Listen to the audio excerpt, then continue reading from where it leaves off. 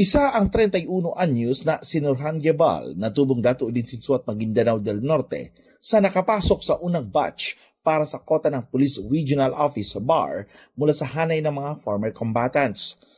Anya, 16 anyos pa lamang siya noon nang matutong humawak ng baril at nagsimulang mag-duty sa Camp Darapanan. 3 taong gulang pa siya nang maulila sa kanyang ama. Sinikap siyang itaguyod ng kanyang biyudang ina kasama ang kanyang mga kapatid. Nagsilbi ding miyembro ng Bangsamoro Islamic Women's Auxiliary Brigade o BIWAB ang kanyang nanay. Kahit umano mahirap at pahinto-hinto sa pag-aral, dala ng kahirapan, sinikap niyang makatapos sa kursong social work. Isa siya ngayon sa top performer sa agility test sa training ng unang batch. Unang-una po is hindi naman po bago sa akin yung mapabilang sa ganitong organization kasi ang Bangsamoro Islamic Armed Forces, especially ang MILF is ang layunin ay isa rin ganito rin sa PNP is isulong yung batas, kung ano yung tamang batas at magsilbi sa ating bayan. Gusto ko po ipaibahagi yung lahat na natutunan kong magagandang bagay sa organisasyon ng MILF to na pwede kong i-apply sa PNP para po magkaroon pa ng mas mapabuti pa yung PNP. I-apply ko po yung lahat ng mga bagay-bagay na natutunan ko sa aming organization para po magawa ko ng mabuti ang tungkulin ko bilang isang PNP. Si Secretary of the Interior and Local Government Attorney Benhur Abalos Jr. dumalo sa selection process ng ikalawang batch ng MNLF at MILF kota ng PNP. Sa kanya pagbisita, ipinakita sa kanya ang paraan ng selection process na kung saan digital ang lahat ng kagamitan na ginagamit para masukat ang kapasidad at kakayahan ng mga aplikante. Kasama na dito ang Body Mass Index. Ang ikalawang batch ang siyang pupuno sana sa 400 quota para sa mga MILF at MNLF na nais maging kasapi ng PNP ngayong taon.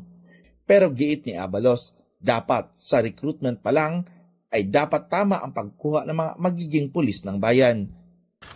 Parati lamang natin isipin that recruitment is a basic part. It is the most important stage in the cycle of the PNP. Once magkamali sa recruitment, babaksak ang buong organisasyon. Kaya mahirap po ito. No? Yung nagsalita kanina, si General Sermonia, siya po ang in charge ng TADCA, TADCA.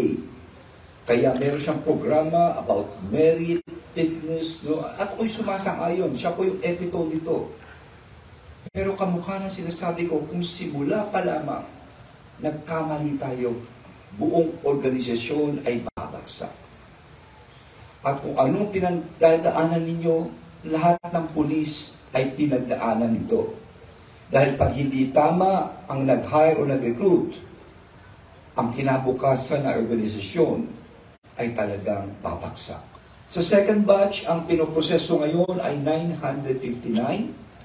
For psychological psychiatric exam ay 649 and for agility test, 44 are from Sulu Highlands. Kaisa ninyo ang PNP rito at ang DILG.